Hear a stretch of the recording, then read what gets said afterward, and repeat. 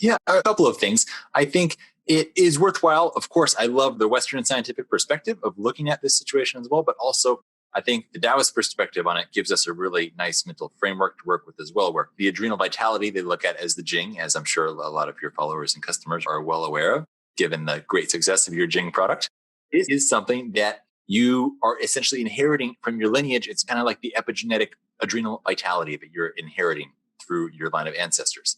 And some people get to start with more of this than others. Some people just have more robust epigenetic expression than others. We've all known people who, even though they drink and they party and they do whatever they want, they eat whatever they want, they don't sleep enough, they are just full of energy. They seem somewhat limitless. They're at least functional in spite of doing things that would take most people down. But then they die at age 58 of a heart attack and then they're done. Unless you're Keith Richards. Yeah, there you go. He's just got like this bank vault of adrenal vitality, like Jing, that who knows where the hell it comes from. But there's outliers in every situation, right? Yeah. And then we've all known people, and these are people often that we encounter even more in the health world, who started off with not that much. Their epigenetic expression is not that robust. It could be related to their mitochondrial genetics as well. And interesting, as a side note, you inherit your mitochondria from your mother, because the mitochondria coming from the male side is in the tail of the sperm, which drops off. So you have your mom's lineage to thank for whatever your mitochondrial situation is. So you can't blame pops. And if you start out with not much, you always have to be really careful as people who, even though they're always doing healthy stuff, they may be just kind of hanging on to a level of functional health. But on the other hand, these people become the real, what we call them, Jing masters, because they are walking on those eggshells and they learn how to do it with grace. They are really forced at a relatively young age to be aware of the things that will take them out, or the ways that they're going to be depleting themselves excessively at an accelerated rate. So you start maybe with more, maybe less. You're going to be somewhere on the spectrum. And then you start to feel it. It creeps up on you little by little. Some people don't notice it till they just are too exhausted to get out of bed in the morning one day. But some people maybe are more sensitive and they feel it coming up. They feel getting a little bit more tired every single day. I'm having to hit the snooze button on the alarm clock more times. My reactions aren't as quick.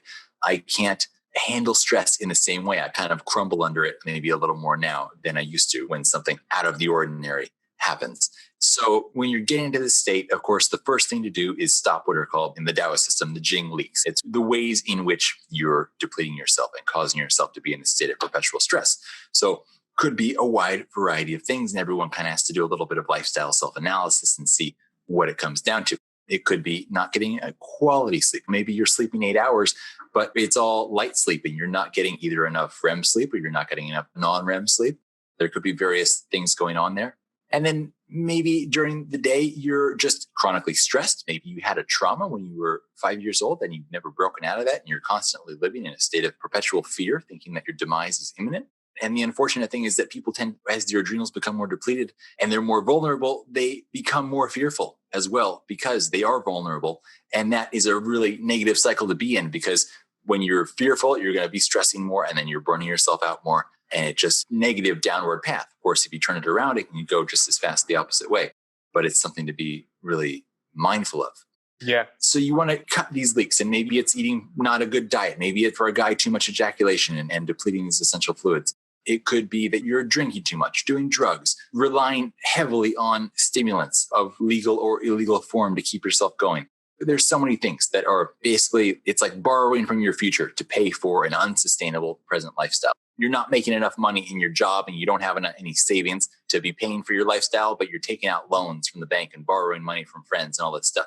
You're running your little personal Ponzi scheme. It's going to catch up with you. When you're drinking coffee and taking these nootropics that are actually just making you feel good because they got lots of caffeine in them, you're running your little Ponzi scheme and it's going to get you. So you want to address all these things, bring as many of those into balance as possible. Find a way to moderate the stress. There's nothing worse for somebody who's dealing with stress than hearing you need to stop stressing, right? That it's not helpful just to tell somebody that, but to try to give them tools. So there's many things. You can look at it from a nutritional perspective and take in something like magnesium glycinate, or even maybe better, magnesium L-threonate for its unique ability to penetrate the blood-brain barrier and really relax the nervous system. You could take things to help with mitochondria. You could look at CoQ10, ubiquinol, or even maybe the more advanced form being PQQ that are really going to enhance mitochondrial function and production of ATP.